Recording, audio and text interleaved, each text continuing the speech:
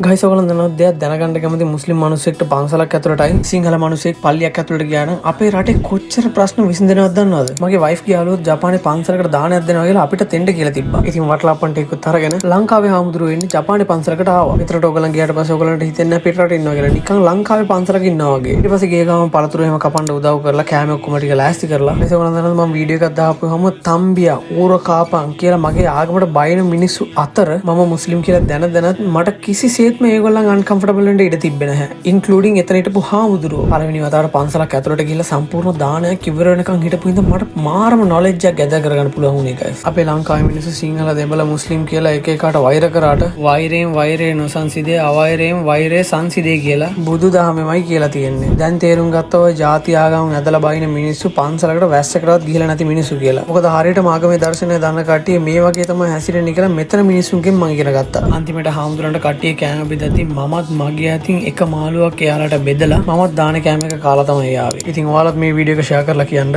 ආගම් තියෙන මිනිස්සුන්ව බෙදන්න නෙමෙයි මිනිස්සෙක්ව යහමකට හදන්න කියලා.